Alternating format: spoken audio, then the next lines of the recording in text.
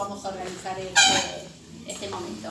Bienvenido. A los que no la conocen y no son de aquí de la licenciatura, ella es parte del equipo de coordinación de la licenciatura en psicomotricidad de la UTRE, donde estamos aquí presentes con mucho orgullo y alegría haber podido traer a José Ángel Rodríguez Rivas como docente invitado, conferencista. Yo les cuento un poquitito cómo llegamos a él, porque creo que es importante. El traerlo tiene que ver con dos razones. La primera es que en la materia Formación Personal Corporal 2, que se encuentra aquí presente también Florencia Moreno, que es docente adjunta, trabajamos el material de José Ángel como bibliografía de su primer libro, que se llama La práctica psicomotriz en el tratamiento psíquico. En ese libro hay un capítulo, que es el capítulo 8, que refiere a la formación corporal y la relación entre la formación corporal y el abordaje psicomotor de adultos. Justamente por eso fue el capítulo 8 de ese libro el motivo por el cual nos encontramos cuando yo estaba con el equipo de investigación del proyecto presentado aquí en la universidad para la convocatoria 2014-2015 sobre abordaje psicomotor de adultos. Y en el rastreo de bibliografía no encontrábamos material, no había antecedentes prácticamente, lo saben muchos colegas que están aquí presentes, y pudimos con Yamila Bejarano, que no sé si ha podido venir, en el rastreo de datos encontrar esta bibliografía que nos sirvió de antecedente y de soporte para avanzar con la investigación. Y tanta fue la suerte que en un congreso que se hizo en España, yo pude, como directora de la investigación, ir a visitarlo, a José Ángel, a Sevilla, y entrevistarlo, y que esa entrevista estuviera formando parte luego de la publicación que pude hacer más adelante. Así que para mí es un gusto poder traerlo, porque sé que su aporte es valioso. Él es docente de fundamentos psicológicos en la Universidad de Gales, en Málaga, de la carrera de grado de Ciencias de la Actividad Física. Es investigador en la Facultad de Filosofía de Sevilla, sobre el eje temático sujeto, sufrimiento y sociedad. Y es autor de este libro que les comentaba, La práctica psicomotriz en el tratamiento psíquico, su segundo libro, Cuerpos del inconsciente, que es su tesis doctoral, y el tercer y último libro, que muchos creo que lo han llegado a tener o leer, Psicoanálisis para psicomotricistas. José Ángel Rodríguez Rivas es doctor en psiquiatría, psicoanalista y psicomotricista. Para el día de hoy, su seminario se denomina, no se denomina, pero hay un título acá que dice: ¿qué dice la clínica psicomotriz sobre los cuerpos biopolíticos? El título que le puso general: el cuerpo biopolítico contemporáneo en la clínica psicomotriz. Así que bueno, los dejo con él y espero que tengamos un buen momento de intercambio. Seguramente él va a proponer un momento de preguntas después de su conversación. Bienvenido.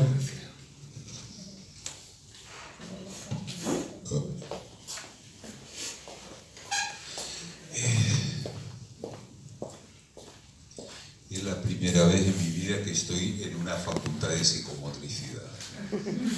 Por lo cual, para mí, como comprenderán, es todo un honor, un placer, ¿no? Personalmente ni siquiera hablaría de nada, sino simplemente me gustaría partir entre colegas, porque usted tiene una visión que seguramente a mí a muchos niveles se me escapa. Bueno, todo esto para decir que es un gran placer y un gran honor, ¿no? Es verdad que el cuerpo empieza por una fantasía y los buenos encuentros empiezan por una fantasía. Así que basta que uno empiece a hablar para que algo de la fantasía emerja y la posibilidad de encuentro se dé, ¿no? Entonces doy las gracias por las benditas palabras que hicieron que pudiera estar posible aquí del momento que Alejandra me propuso por qué no venir a la UNTREF a dar un seminario.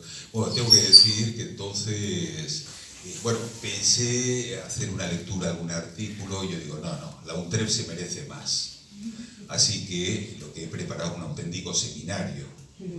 Y seminario significa, bueno, un buen rato. Me gustaría hablar de lo último que estoy investigando. Cada vez me interesa más de la cuestión política de los cuerpos, no solo la psicopatológica, porque creo que además tiene que ver con el futuro de la psicomotricidad. De entrada quiero decir una cosa, la psicomotricidad es la carrera del futuro. Hubieron 3 libros que me marcaron en mis mocedades, y ya uno empieza a tener cierta edad. Uno de ellos, desde luego, fueron las lecciones introductorias de Freud. Otro fue, desde luego, el texto sobre la posmodernidad de Lyotard. Y otro fue el seminario 20 de Lacan. Estamos hablando de los 70 y medios, ¿verdad? El seminario 20 de Lacan, ustedes saben, se llama Encore. Es decir, que el nombre que el propio Lacan le dio al inconsciente en su última enseñanza es el cuerpo, ¿vale? No hay hoy prácticamente ninguna patología que no se somatice. Desde luego a niveles mentales, ya esas patologías clásicas, ¿no? De Kraepelin, de Jaspers, ¿no? De principio del siglo XX, no, ya no son más. Ya lo eran, pero hoy más que nunca, todas las patologías son corporales, ¿no? Y bueno, y trataré de desarrollar cómo todo eso es influido por el pensamiento contemporáneo, ¿no? Les voy a contar una anécdota personal, ya que estamos entre amigos, ¿no? Yo siempre fui muy pudoroso en mi doble condición de psicomotricista y psicoanalista, ¿no? Porque entre otras cosas, como psicoanalista era miembro de la LP, de la AMP, lo que aquí es la EOL. Y algunos de ustedes saben lo que es la EOL, no cualquier cosa, ¿verdad? Bueno, allá igual, ¿no? Y por otra parte era formador internacional de la ASEFOP, soy formador internacional de la ASEFOP, de la Asociación de Escuelas de Formación Práctica Psicomotriz. Me formé durante 25 años con Bernard Couturier, ¿no? Bueno, yo llevaba esa doble condición como un amante despechado, ¿no? Donde en un lado decías que era psicomotricista, en otro decías que era psicoanalista.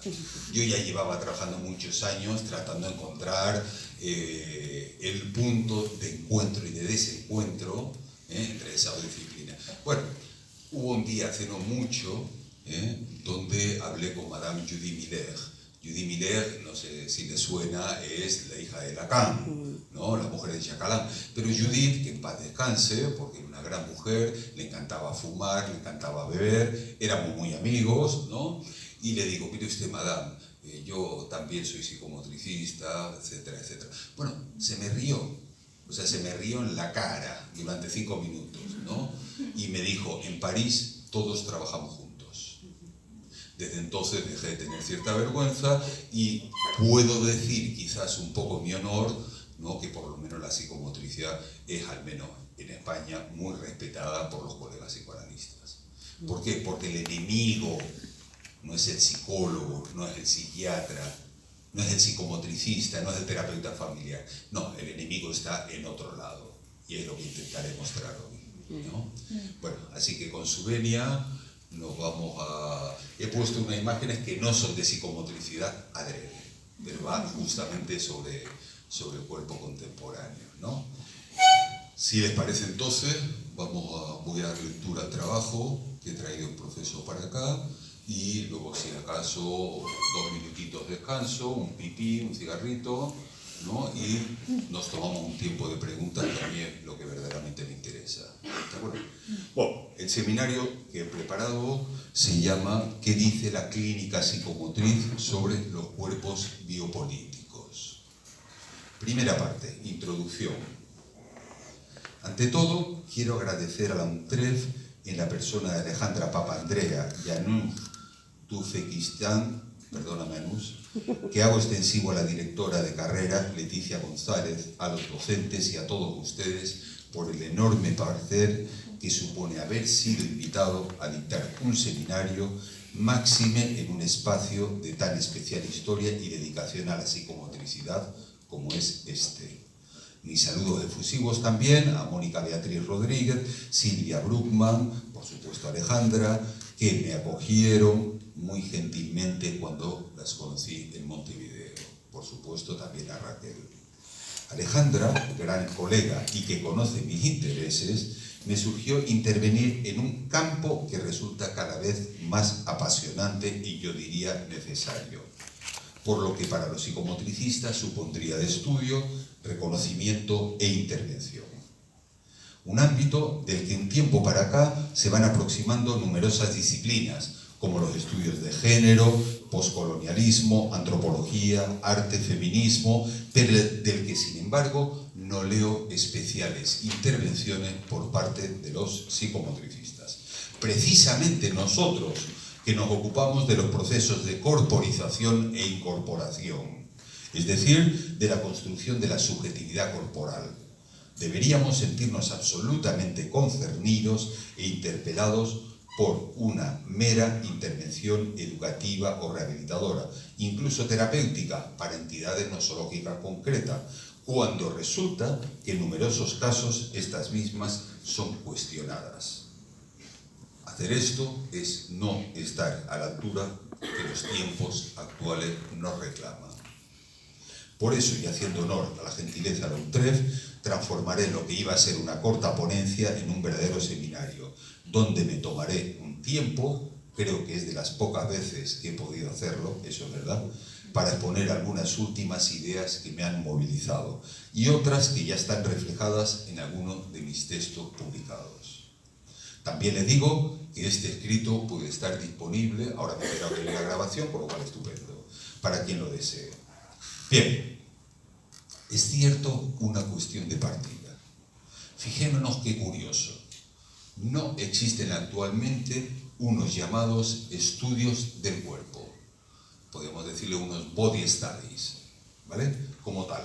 Hasta donde conozco, se han organizado algunos departamentos llamados así, pero que parten siempre de un saber previo, desde el arte, incluso del psicoanálisis, pero no con una vocación unificadora y fronteriza, en el sentido de exponer una teoría sobre el cuerpo en cuanto tal. La prueba es que no existe un nombre como tal para el propio cuerpo. El cuerpo se dice de múltiples maneras. Ni siquiera la psicomotricidad, como sintagma compuesto, psicomotricidad, no deja de expresar su doble pertinencia y atribución, heredera, por supuesto, del dualismo platónico y cartesiano, que tanto nos ha condicionado. Los vocablos soma, corper, bios, zoé, leif, carne, ego, tampoco expresan nuestras indagaciones. De un tiempo para acá, tengo que decirlo, yo hablo de una corpórica. En concreto, y si quieren, de una corpórica lacaniana. Como una hipótesis, como una conjetura a seguir explorando. ¿Y eso por qué? ¿De dónde viene esta maldición que arrosa al cuerpo? ¿Por qué casi todos los pensadores tocaron en algún momento al cuerpo, pero no existe ni siquiera una filosofía, una filosofía del cuerpo como tal? Avanzo una respuesta posible. Porque no existe una esencia última del cuerpo. No existe el cuerpo como tal que defina un universal, como pudieran serlo en tiempo la razón kantianas. El cuerpo, por serlo y para serlo, lo es barrado, castrado, finito, parlante y sexual. La trascendente consecuencia epistémica de esto es que la única manera que tenemos de aproximarnos al cuerpo, de dar cuerpo al cuerpo, solo puede ser como el cuerpo mismo, es decir, a base de trazos, retrazos, huellas, trozos de carne unificados provisional y contingentemente, pero al mismo tiempo siempre cuestionados y a veces enfermados en su constitución. Yo diría que el acercamiento al cuerpo solo puede hacer de manera poética. De hecho, se puede hablar perfectamente de una poética corporal. Incluso el propio Derrida hablaba del cuerpo como una ontropología. Es decir, bajo las especies de sus tropos, de sus figuras retóricas y lingüísticas. Parafraseando a Derrida, efectivamente, cuando decía que el cuerpo es una ontopología. Yo mismo apuntaría a decir que el cuerpo es una ontropología, la superficie de una inscripción retórica, el terreno de un discurso, que diría Jacques Lacan. Así que por mor de cierta coherencia y para no llevarse a engaños, hablaré desde donde puedo y desde donde sé, lo que he terminado llamando una clínica psicomotriz de orientación lacaniana. Si quieren ser más específico, me oriento desde la clínica aucutu-lacaniana, lo que pasa es que suena fatal, y sobre la que llevo trabajando hace más de 30 años, en tanto sanitario docente, acuturiano y lacaniano, profeso y confeso. Quizás esta haya sido mi modesta contribución a nuestra profesión y sobre todo la que se centró en el campo adulto, que estos días, y no podía ser en otro lugar que en Buenos Aires, ha celebrado su puesta de largo conjuntamente también con otros pioneros, como nuestra colega Alejandra Papandrea. Lejos de mí, por tanto, cualquier intención de hacer una teoría clínica total, autorreferente y tautológica, que encerraría aún más nuestra profesión. No, la psicomotricidad sobrevivirá mientras no busque completud de ningún tipo y, por lo tanto, como el cuerpo mismo, siga siendo enigma y equívoco. Se vea impelida a conversar, esperar, consentir, ajustándose tónico-emocionalmente, tónico-afectivamente al otro, sabiendo que su fortaleza se encuentra precisamente en nuestra debilidad. O mejor aún, que nuestras posibilidades salen precisamente de nuestra inmanente imposibilidad, de una esencia del cuerpo. Avancemos entonces aún un poco más. En un primer tiempo me detendré en algunos puntos de detención y fuga epistémicos de nuestra concepción, para conjeturar qué entendemos como cuerpo, paréntesis, impropio. Luego desmenuzaremos los ejes simbólicos que comandan la actual política de corporización para concluir con la propuesta de cierta orientación clínica psicomotriz aplicada a nuestro abordaje. Segundo punto. Algunos puntos de partida, nuestra posición epistémica. ¿Saben ustedes de quién parte todo? ¿Quién es el culpable de todo? Y cada vez estoy más convencido. El que tiene la culpa de todo, al que le podemos echar la responsabilidad. La culpa de todo la tiene el tiempo. El tiempo, ese discreto, poco estudiado, enigmático y apenas tenido en cuenta a priori kantiano.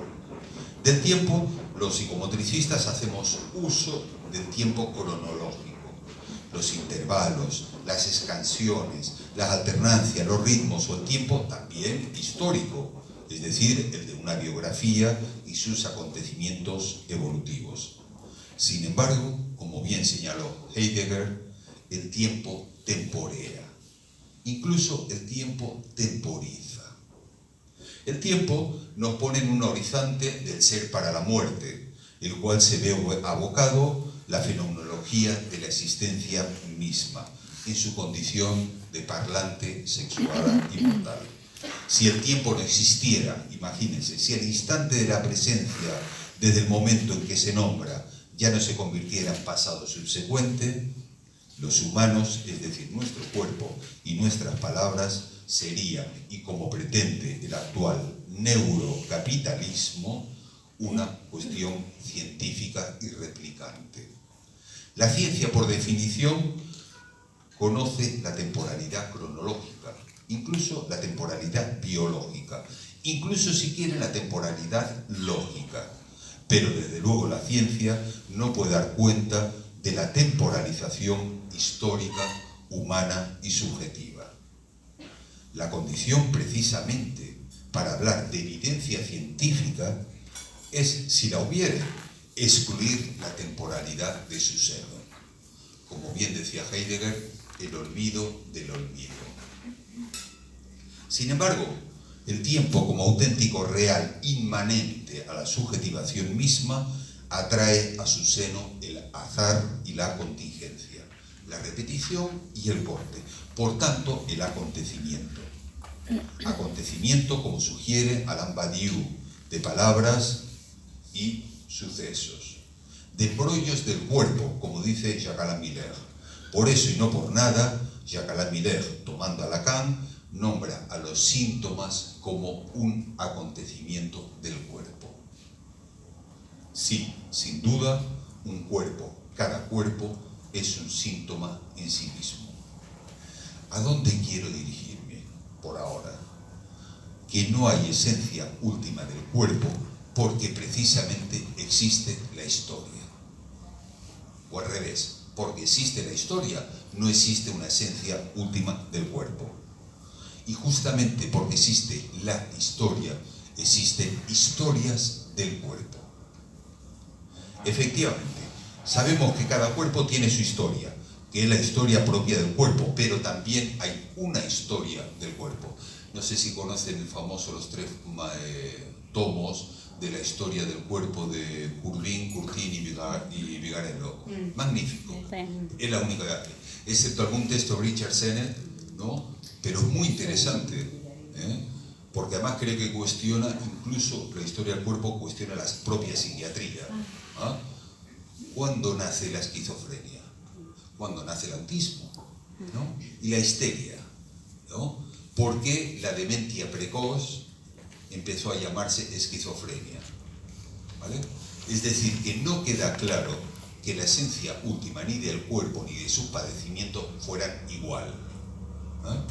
La caída del caballo de San Pablo, en su momento se le llamó como iluminación. Hoy en día diríamos que es un desencadenamiento alucinatorio, ¿sí o no? ¿Vale?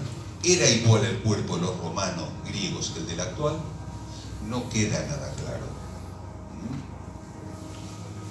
Que apenas se haya escrito no implica que los cuerpos y sus afectos se vivieran de la misma manera en la era clásica, romana, medieval o moderna. No solo el dolor, el placer, la sexualidad, la apariencia, la motricidad o la expresión o la expresividad o el culto por la imagen dependen de auténticas mutaciones del otro.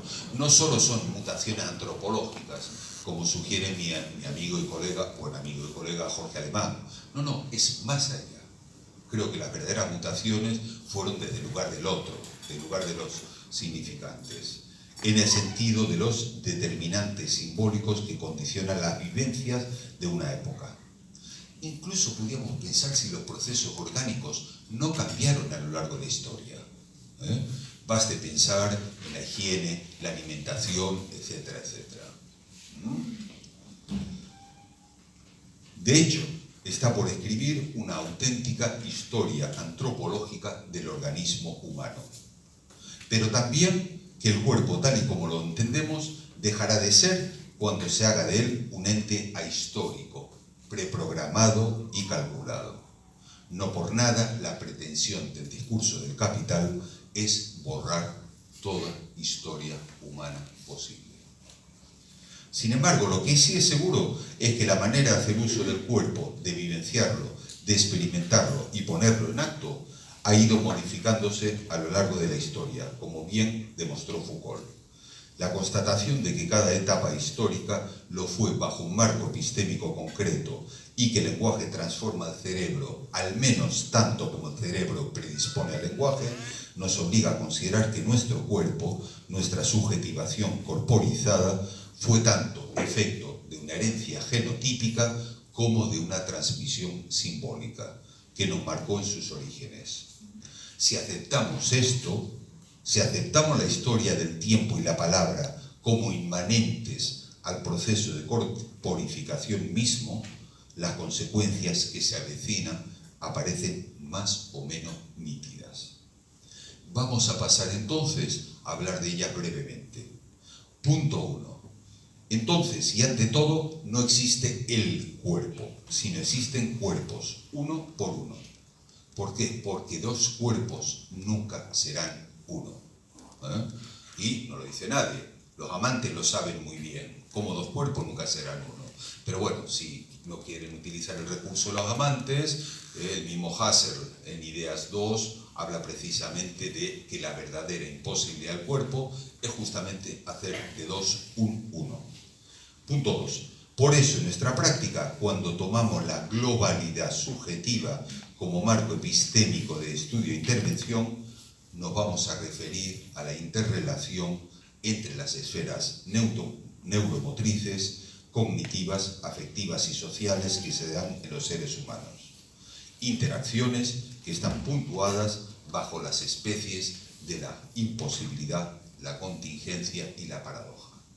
El cuerpo humano, por definición, es imposible, contingente y paradojal. Tercer punto. En consecuencia, cuando hablamos del cuerpo, no hay ni habrá una relación causa-efecto directa. Sí la hay en el organismo. Ustedes saben muy bien que cierto nivel de glucemia, de hematocrito, te provoca inmediatamente una anemia o un desencadenamiento diabético. Bueno, eso está claro. Pero no queda nada claro que alguien de nivel socioeconómico bajo no vaya a salir de determinada manera u otra. Que no haya relación directa causa-efecto no significa que no la haya causa-consecuencia. Es muy distinto. Por eso, efectivamente, de lo que se trata es de dilucidar en cada quien cuál es la relación causa-consecuencia. Cuarto punto. Y en pura lógica, y en la medida en que el cuerpo como el inconsciente están estructurados como un lenguaje, la palabra dice la verdad y la palabra miente. Eso lo sabemos todos. Pero los psicomotricistas, ustedes saben, por lo menos allá en España, que son los hippies, ¿no? Pensamos que la verdad está en el cuerpo y que lo que se trata de sacar... Bueno, la herencia un poco acuturiana del mayo del 68, ¿no? No, el cuerpo dice la verdad y el cuerpo miente como un bellaco. La prueba es que el psicoanálisis mismo, ¿dónde empezó? Justamente en una mentira, en los síntomas conversivos de la histeria de la salpetría, ¿vale? En virtud de lo anterior, justamente hacer y decir, es decir, jugar y hablar, o si quieren la acción y la dicción, no son más que dos caras de la misma moneda. Hablar y jugar están estructurados como un lenguaje. Es una definición casi que obvia. Sexto, lo cual supone, finalmente, que no puede existir de entrada la psicomotricidad. Existen psicomotricidades, una por una. Es justo por eso que cuando cada practicante habla de su intervención, debería hablar desde dónde habla y cuál es su campo epistemológico al que se refiere. Incluso yo iría más. No solamente existen varias psicomotricidades, podría decir perfectamente a cada sujeto su psicomotricidad. ¿Vale? Punto 3. ¿Qué es un cuerpo para la práctica psicomotriz? Desde este paradigma ya acotado, será la presencia deseante de ese otro materno, con sus palabras, sus murmullos, cuchi-cuchi, moñi-moñi, caricias, arrumacos, besitos, fantasías, canturreo, laleos, etcétera, etcétera, la que inscriba a través de sus demandas las primeras huellas simbólicas, que horadan y agujerean el cuerpo del infante, todavía no es un cuerpo. En ese momento, el cuerpo agujereado, el cuerpo fragmentado, el cuerpo troceado, es pura carne. Si quieren, llámenle de otra manera, le llaman el ego. Todavía no es cuerpo. ¿Vale? Convirtiendo el goce de la vida que anima al recién nacido en lo real de la carne, eso que llamamos el ego, y quedando, si el sujeto consiente a dicha corporización, porque no todos lo hacen, y hay que empezar a hablar de una vez de, se llama xenopatía, No sé si les suena. Bueno, la senopatía es un término clásico de la psiquiatría clásica, de Gaetán de Clerambault, y que tiene que ver con el fenómeno elemental. La senopatía es todo aquello que nos pasan cuando sentimos un pensamiento extraño, ¿no? Alguien está hablando con nosotros, ¿vale? Esa capacidad para sentirse interpelado por las palabras del otro, ¿no? En la psicosis se transforma en el núcleo delirante, ¿no? El famoso fenómeno elemental, ¿no? En este momento estoy haciendo, no sé si le suena a José María Álvarez. Bueno, José María Álvarez, muy amigote mío, está haciendo un tocho así de psicopatología, estamos trabajando en ello, ¿no? Y bueno, la hipótesis que tenemos es que los humanos tienen, digamos que inmanente a la humanización es la senopatía generalizada, ¿no? No queda claro que todos los humanos se sientan concernidos por la palabra del otro.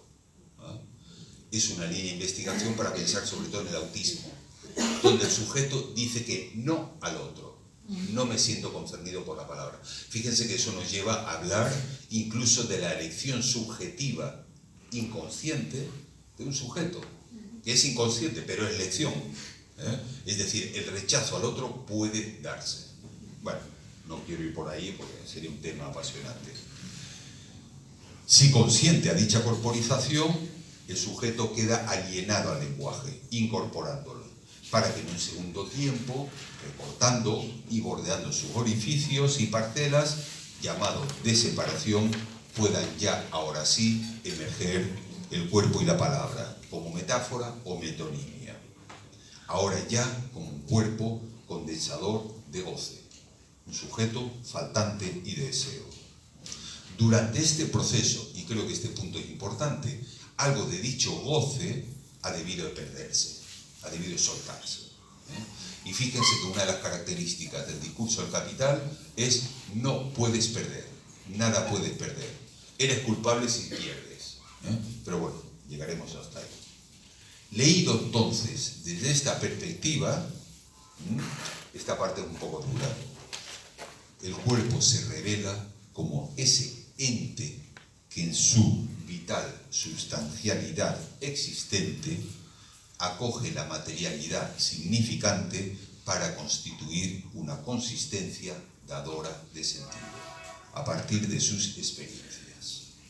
Entre el hay y el no hay de la relación sexual, el cuerpo se convierte en firma, forma y flujo. A la madeja óntica resultante, a la orografía previsional y contingente trenzada alrededor del vacío existenciario de la cosa, a eso le denominamos un cuerpo. No en vano, el propio Jacques Lacan oscila entre el cuerpo que necesita para gozar y el cuerpo como algo que se goza. Es decir, uno más otro más el objeto. Eso es un cuerpo. Un uno más a grande más a pequeña, más a chica. El cuerpo de la carne herida por la langue, en la medida en que tiene consistencia imaginaria, que hay existencia real y que estancia y existe sin esencia alguna, es el topos, es la morada, el ground, como decía Lacan, de la condición del malentendido y el desencuentro. Lo propio del cuerpo es justamente el malentendido y el desencuentro, es decir, la incompletud y la inconsistencia. Cuerpo, entonces, como apropiación expropiadora, como embrollo y acontecimiento, como cifra y letra, onto y ente, resto y causa, trozo y trazo, eco y hueco, conjunción disyuntiva. Finalmente, el cuerpo, como ya enunciaba Spinoza, no deja de ser un misterio, un enigma, incluso un equívoco. Por lo que respecta a la motricidad humana, en numerosos foros sostuve que no nos sería dado hablar de una pulsión motriz. Es muy interesante, y ahí choco con, por ejemplo, con el mismo Bernard Couturier. No, en puridad no existe una pulsión motriz. Ni siquiera Freud lo denominó como tal. Era en algún momento, creo que 2 veces o 3 veces, habló de la pulsión de apoderamiento, que tampoco es a su vez exactamente lo mismo la pulsión de apoderamiento que la pulsión motriz, ¿no? Pero bueno, sino que lo que existen son modalidades de goce pulsional, ya sean sintomáticas o ya sean fantasmáticas. Es decir, aquellas modalidades donde algo de la demanda o del deseo ponen en juego al cuerpo. Tampoco como tal se podía hablar de un objeto motor, aunque a niveles pedagógicos hayamos convenido en llamarle, yo le llamé, el kiné, el kinegrama, el kinema, previo a los praxemas, ¿no? A los lexemas o a los gestemas. Aquí me fundo un poco en Roland Barthes, pero bueno. Lo cinético, lo motor, en su cruda y pura manifestación, solo puede ser un uso del goce por fuera del fantasma, por fuera del guión que el fantasma le daría. Así la motricidad pura, como pura, pasa a ser considerada como una respuesta con la que algunos sujetos tapan la pregunta por el deseo del otro. Por tanto, entre lo kinético, el kinegrama, el kinema y el gestema, entre el oyecto, el trayecto, la trayectoria y el proyecto, entre la actividad, la acción, el acting y la actuación, se despliega ese goce motor, esa pieza suelta a causa de goce y deseo, esa, si quieren, notación resonante de la langue sobre la carne, si quieren, esa huella condensadora de la cifra de goce, y si quieren, todavía más fuerte, esa tropología proposicional transliterativa. Es decir, una tropología de sus retóricas motrices. Ese fenómeno del cuerpo como pulsión no domesticada. Ese objeto A pequeña que deviene en un modo de escritura que hace marca, asexuada, y que, por definición, es más dada al encuentro que a la verdad. En ese sentido, podemos considerar el movimiento como metáfora del goce encontrada en el otro, pero también podemos considerarlo como metonimia del deseo, por tanto, en una formación del inconsciente de pleno derecho. 3 modalidades, entonces, de aparición del movimiento. A mi amigo a mi amigo Daniel Calmes no le gusta la palabra, él habla del movimiento, no le da motricidad, ¿no?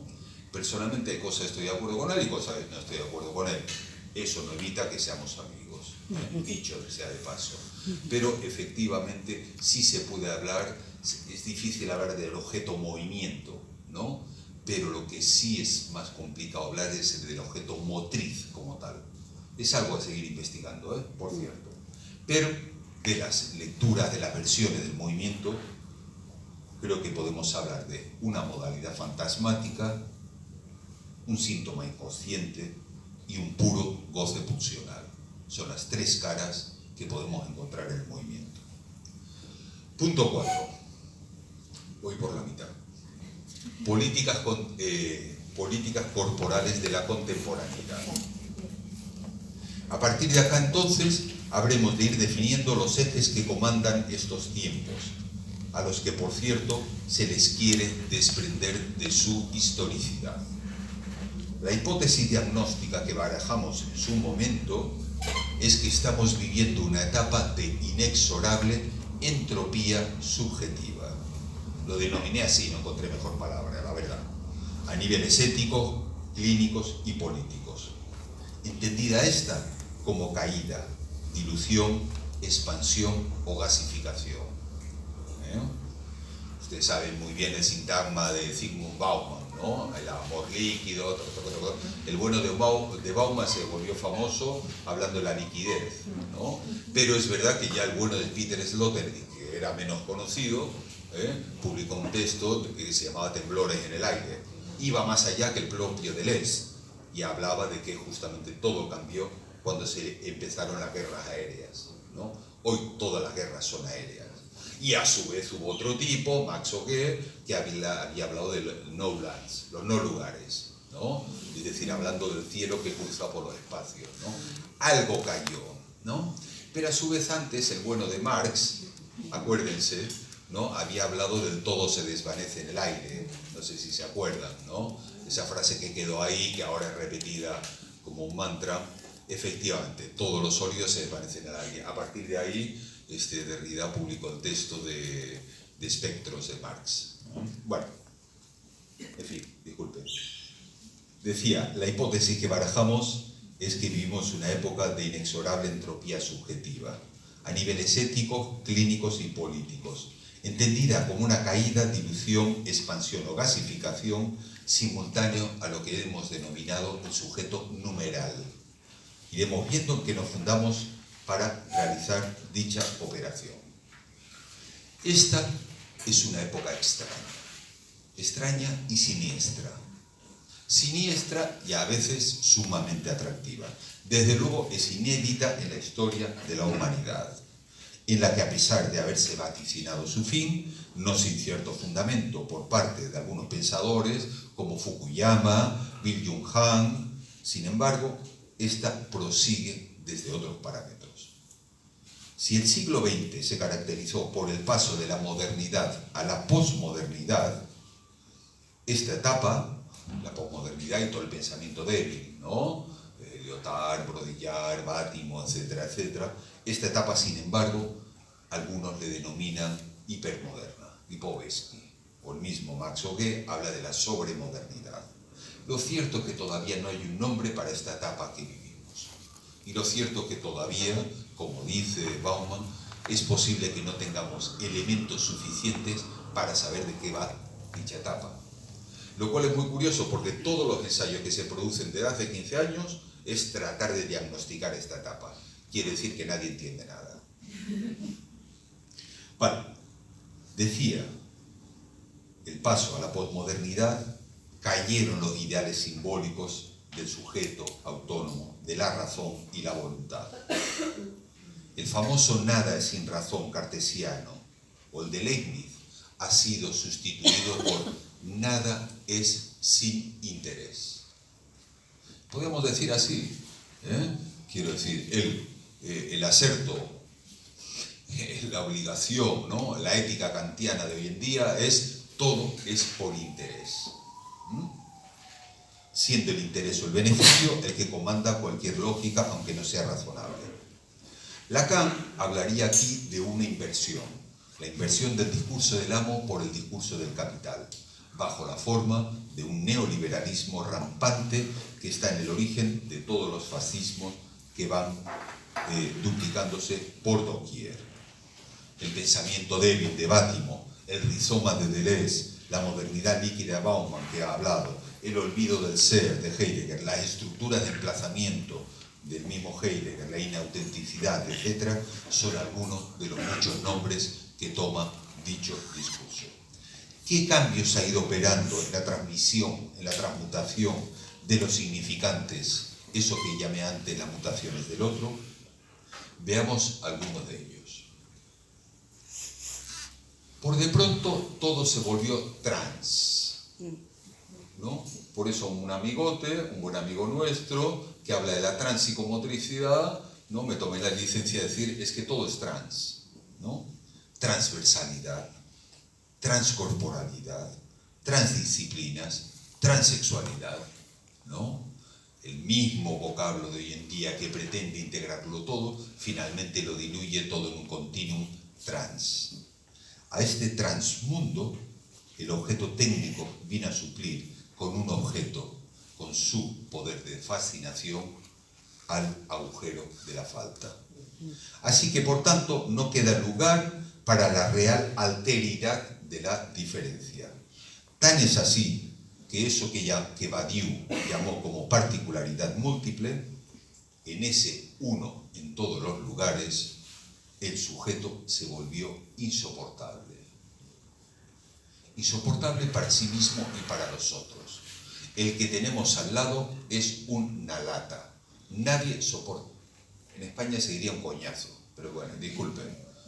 Nadie soporta a nadie. La comunidad de vecinos, la familia, el claustro profesores, el claustro médicos. Nadie soporta a nadie, nadie aguanta nada. Todo el mundo se pelea por cualquier tontería. El más mínimo rasgo ya es objeto de insoportable. Finalmente, ¿qué? Es que nadie se soporta ya a sí mismo. Como la ciencia, la técnica y el dogmatismo separan cualquier posibilidad de subjetivación, suturan el encuentro con el otro. El otro no es que sea imposible, de hecho el otro siempre fue imposible, sino que no resulta deseable. El otro incluso es abominable. El mismo Sloterdijk decía que la masa busca la masa y la masa desprecia la masa. Ese podía ser el paradigma de hoy en día.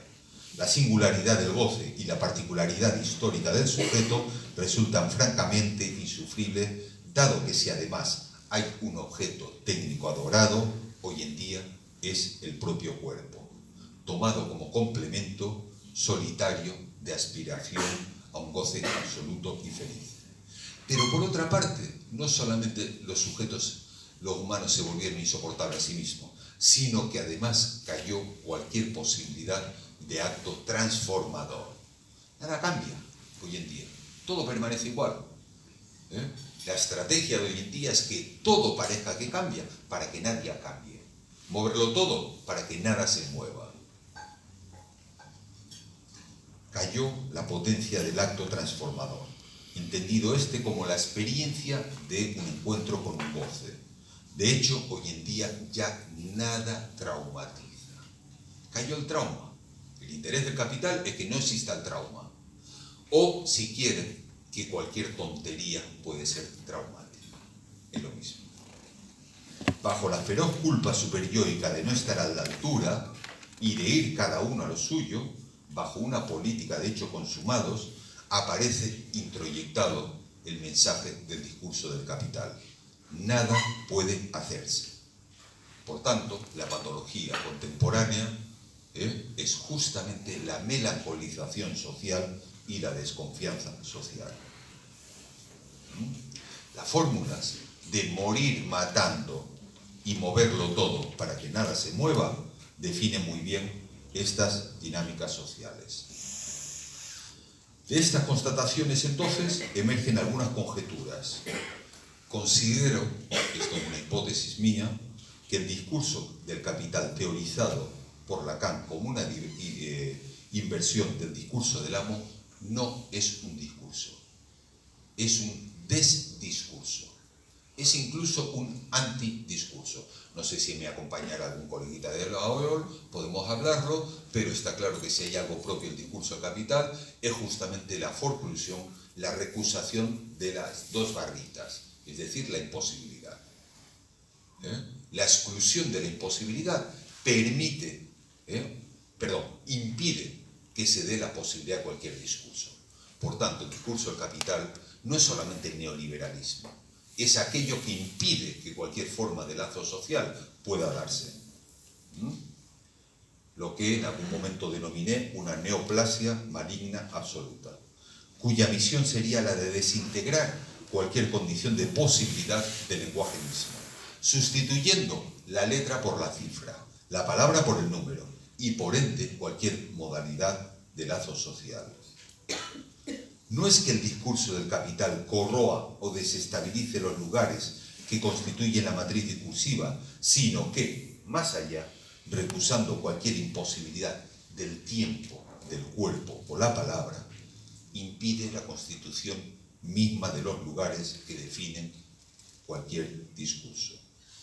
Lo propio del discurso del capital es todo es posible.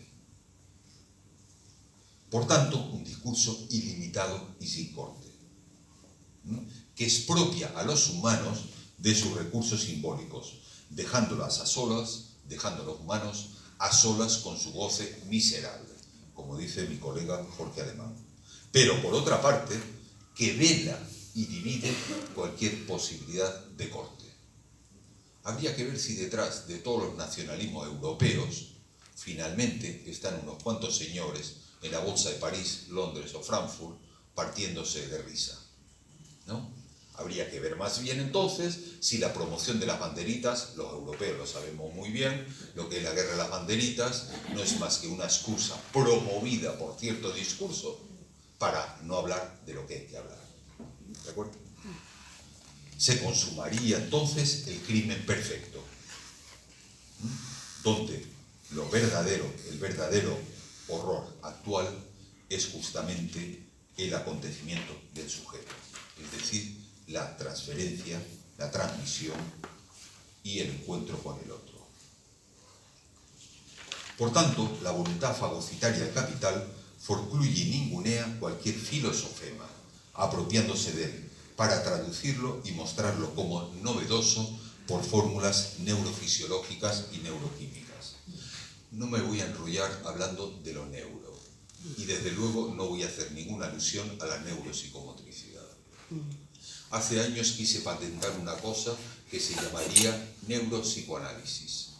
Eso ya estaba patentado, ¿no? Es decir, la IPA, ustedes saben, cierta ortodoxia, juntando la teoría inconsciente de Freud con Damasio y algunos otros, trata de buscar los fundamentos fisiológicos del inconsciente. Eso es muy loable. Pero lo más divertido de todo es que más bien hacerle decir a la neurología lo que otros dijeron antes, ¿no? A eso le llamé psiconeuroanálisis. Si quieren, hagan patente eso, porque ese es el futuro. Todos los descubrimientos que se están dando y que están promocionando los actuales, no hablaré de neuropsicomotricistas, pero los neurocientíficos, fueron aspectos que ya se habían dicho antes. Es muy interesante porque necesitamos eso tan mal llamado como evidencia científica para presuponer que nuestra disciplina avance. Bueno, sin comentario. Por ello, la voluntad fagocitaria del capital forcluye y ningunea cualquier filosofema enunciado hace muchos años, apropiándose de él, para traducirlo y mostrarlo como novedoso, bajo fórmulas neurofisiológicas o neuroquímicas. Otro de los mensajes del capital sería, si todo es posible, todo es traducible, transferible, transliterable.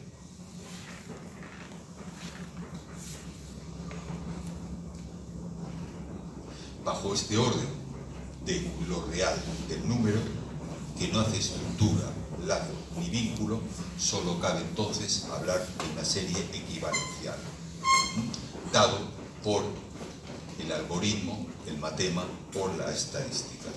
Sin embargo, con esto termino esta parte, no nos engañemos. La función del discurso del capital es fabricar subjetividades nuevas, ¿no? Como dice la colega Nora Merlin, aquí en Buenos Aires, ¿no? Ha escrito justamente, hay varios textos sobre las subjetividades neoliberales, que por supuesto no es nuevo, viene justamente del concepto biopolítico Foucaultiano. Margaret Thatcher no sabía lo que decía cuando dijo que lo fundamental no era cambiar el sistema económico, era precisamente cambiar las mentes. Lo dijo así, está recogido. La producción de los sujetos siempre culpable. Tú eres culpable de lo que te pasa. Incluso si llegas, eres culpable. Si no llegas, eres culpable. Si aprueba, si te despiden, eres culpable. Hagas lo que hagas, eres culpable. Somos culpables por haber nacido. Pero ya lo que no es de recibo es que encima seamos culpables por algo que se decide a 5.000 kilómetros de distancia. Esta muerte del sujeto por parte del capital, en esta muerte la idea de progreso sigue siendo su baluarte. Sería progresista hoy en día todo aquello que sería evaluable, medible, cuantificable. Los que trabajamos en la universidad sabemos muy bien lo que es la evaluación continua, teóricamente para aumentar la calidad. El resultado es que el tiempo empleado en la evaluación, ¿sí o no? Impide que esa calidad se dé. Consumidor, empresario y broker de sí mismo. Siempre el sujeto contemporáneo está en menos. Alienado ese plus diferenciador que reclama, siempre pide ganar sin ceder ni pagar. Todos iguales, pero el resultado es todos contra todos. Por tanto, no nos podemos extrañar de vivir abocados a la guerra generalizada que nos habita. No es que la guerra esté en Siria, no es que los emigrantes estén en el Mediterráneo, no, la guerra está en nosotros. Nosotros somos ya la propia guerra. Experto conocedor de sí mismo, el sujeto del capital sí sabe cómo vivir. Él conoce todas las recetas. ¿Ah? Para eso surge la figura del experto. Los expertos que saben, ¿no?, de dietética.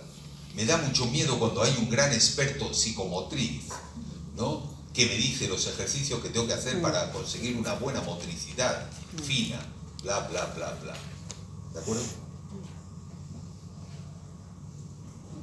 Resumiendo esta parte, cayó la letra en detrimento de la cifra. El significante fue desplazado por el número, lo analógico por lo digital. Lo uno se vino a convertir en la cifra del ser.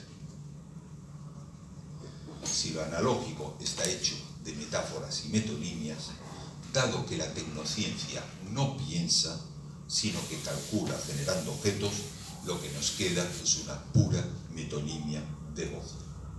Es el paso del logos a la logística que dijo Heidegger. De ahí que los cuerpos biopolíticos, por muy fortalecidos que sean, van degenerando en cuerpos pornográficos y caprichosos. No en vano, una de las caras de la biopolítica contemporánea es precisamente la disolución de la historia. Y es increíble, por lo menos en Europa, los esfuerzos que se están haciendo por borrar los vestigios históricos. Les voy a contar una cosa. Yo no sé si a ustedes, pero uno pensaría clásicamente que uno es resultado de su historia, ¿sí o no? Y entonces, ¿qué es lo primero que le preguntas a un niño o a un adulto? ¿Cómo era usted de pequeñito? Cuénteme su historia, ¿sí o no? Sería lo lógico, ¿no? Es decir, el presente es el resultado del pasado. Yo tengo un problema con eso. Debe ser que pregunto mal, pero también debe pasar otra cosa. Hoy en día, cualquier sujeto, niño o adulto, que se me acerca a mi consulta y le pregunto ¿qué le pasó?, me pregunta directamente eso que tiene que ver con lo que me pasa. Eso es muy potente, porque si cayó la causalidad histórica, cayó la causalidad psíquica, se rompió el corte temporal y por tanto se rompió justamente el orden de la causa-consecuencia. ¿Usted no es doctor? Sí, sí. Entonces usted debe saber lo que me pasa. Por tanto cayó la responsabilidad. Yo ya digo, no sé aquí, tampoco estoy seguro de la potencia del psicoanálisis, por lo menos en el futuro aquí. A ver, espero que se mantenga, pero desde luego, en España, le aseguro que si alguien le pregunta, cuénteme usted cómo era de chiquito, inmediatamente te pregunta, ¿y eso qué tiene que ver con lo que me pasa? Eso es así. Bueno, yo personalmente, para mí es un signo de alarma brutal. Bueno, quería traerlo a colación. Hoy en día lo propio el discurso del capital, de los cuerpos del capital, hay que decirlo, es lo que en su momento hablé de cuerpos debilitados. Es decir, aquellos cuerpos que por más fortalecidos que se presentan, justamente son más frágiles. Sin embargo, ¿qué de subversivo sigue teniendo el psicoanálisis? ¿Qué de subversivo puede tener la psicomotricidad? ¿Hay algo que la psicomotricidad pueda ser subversivo en el orden de poder cambiar algo, el curso de los acontecimientos? ¿Qué respuesta poder dar a este proceso que hemos denominado de entropía subjetiva? Pues bien, lo que sí es cierto es que si el capital es homólogo a la pulsión, la propia libido no es sin un nombre propio. O dicho de otra manera, detrás del capital también están los capitalistas. Hay sujetos, uno por uno. Por tanto, hay que decir que el cuerpo hablante los cuerpos son justamente ese resto que el discurso del capital no termina de fagocitar. Hablemos un poco entonces de los cuerpos diferentes, lo que denominamos como cuerpos CRIPT. No vamos a profundizar de cómo fueron considerados los cuerpos a lo largo de la historia, sobre todo de los cuerpos adaptados. Hoy en día vivimos una variedad de cuerpos, cuerpos queer, cuerpos modificados, cuerpos cyborg, cuerpos trash, cuerpos reborn, cuerpos operados, cuerpos sin órganos, cuerpos abyectos, cuerpos emigrantes, cuerpos escondidos, cuerpos K, cuerpos otaku, cuerpos hikikomori, cuerpos todo ello tan mirados cuanto menos se soporta la diferencia. No en vano, el cuerpo se ha convertido en el objeto privilegiado del pensamiento contemporáneo.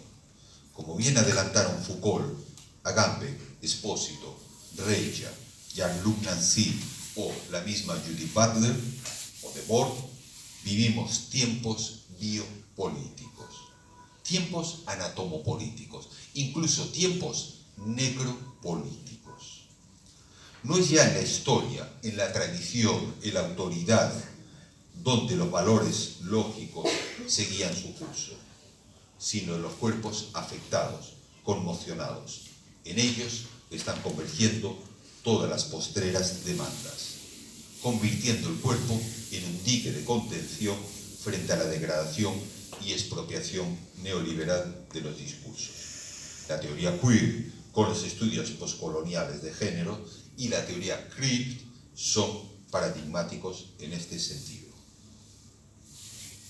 Uno de los loables intentos en este sentido es, como he dicho, el propuesto por la teoría CRIPT, hermana de la teoría queer.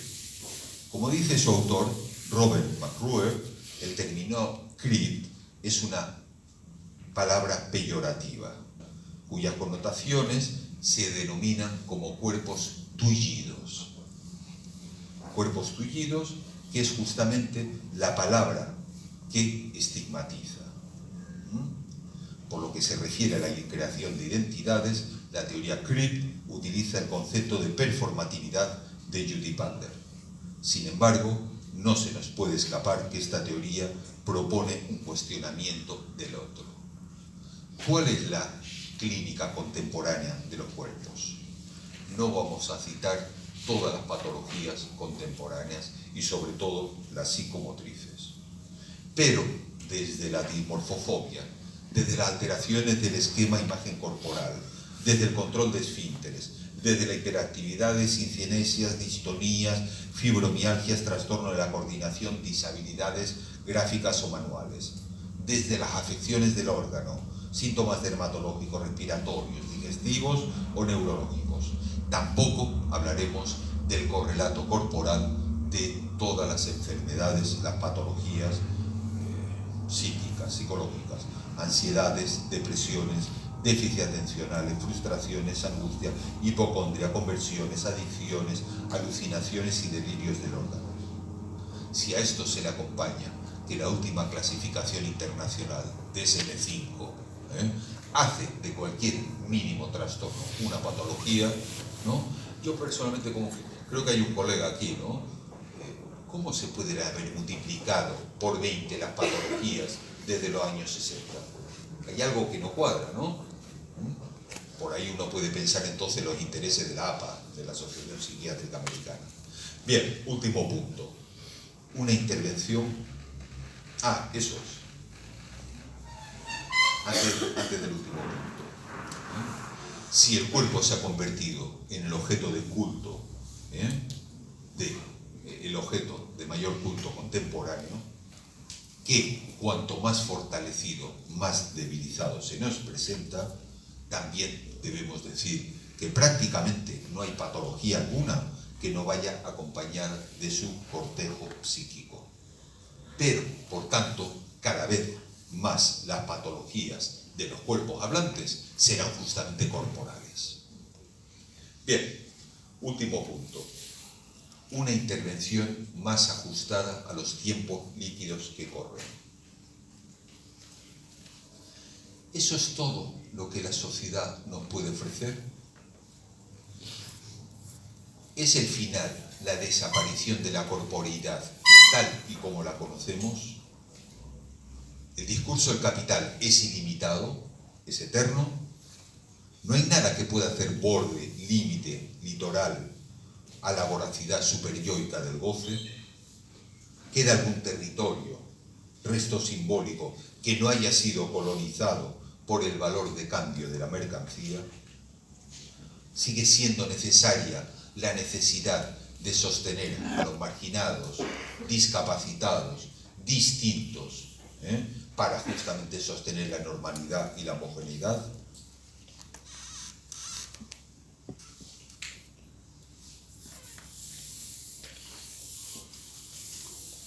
Frente a eso, proponemos lo que he denominado una ética de la deferencia. Deferencia que viene, obviamente, de la diferencia diferida. Es un término que tomo de Derrida. Diferencia y diferencia.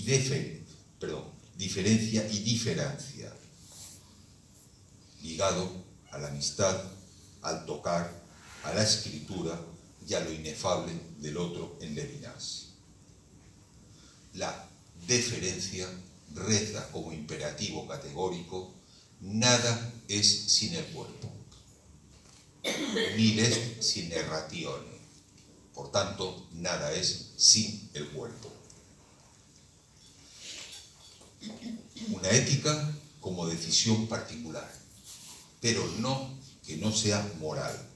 No hay una moral prescriptiva del cuerpo, donde más allá de cualquier marca o trazo, y en virtud de un deseo orientado, uno pueda llegar a condescender, que no tolerar, condescender al goce del otro, justamente porque uno sabe que no hay dos goces iguales. En consecuencia, una ética heterófona, una alter ética, en su enunciado oracular. Sí, mezclarse, sí, haciendo calle. Justamente la prescripción sería hacer la calle. ¿Se dice aquí hacer la calle? En España hacer la calle tiene ciertas connotaciones, digamos, morbosas, ¿no? Y sin embargo, creo que lo que hoy queda como imposible es justamente hacer calle. Una posición heterótra.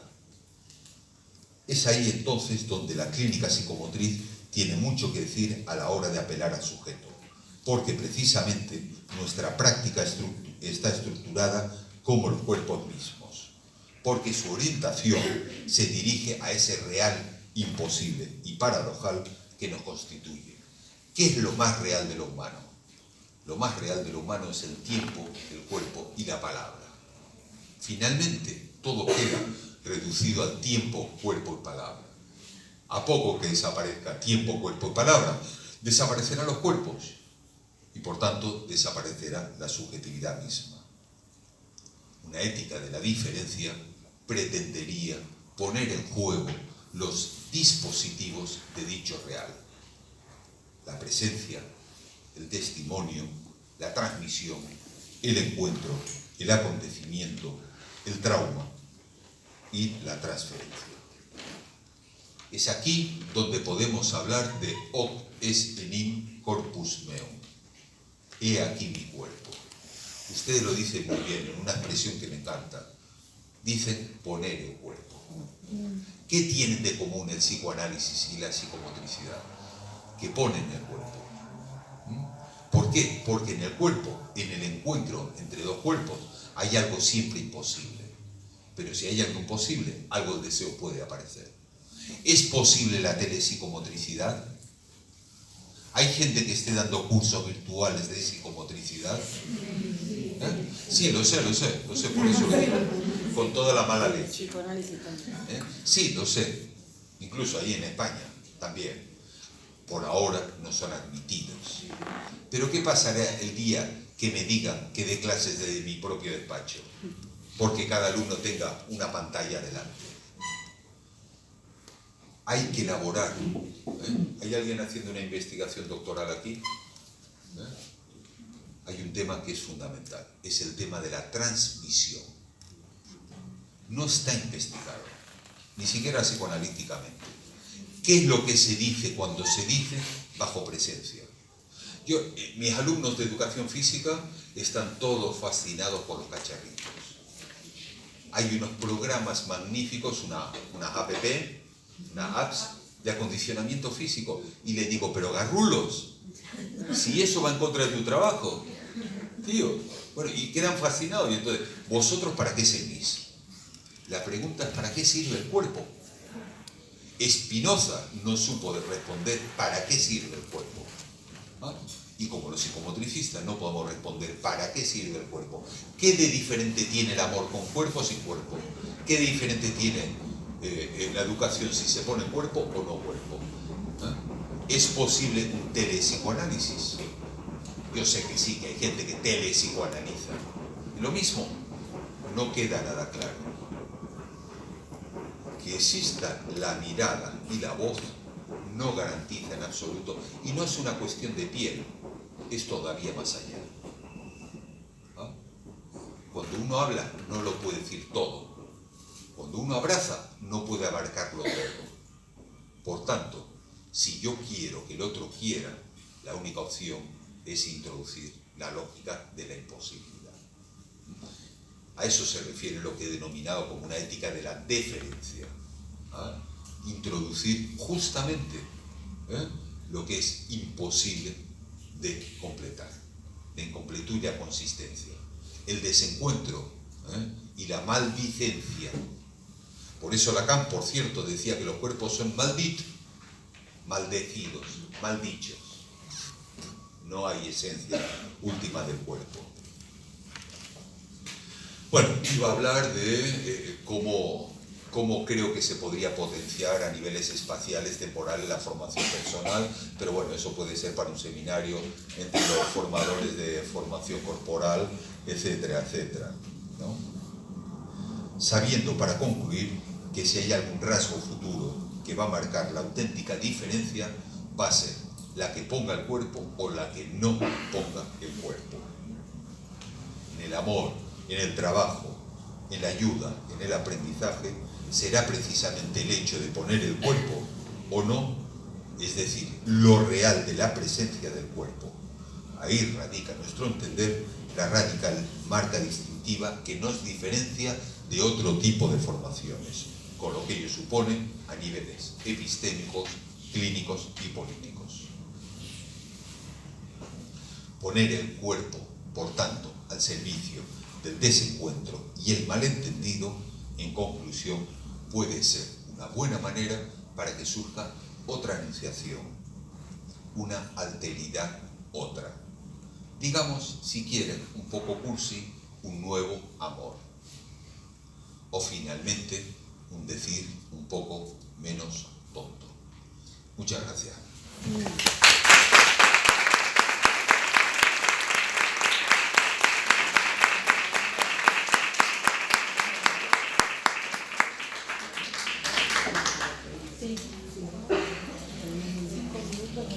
Sí.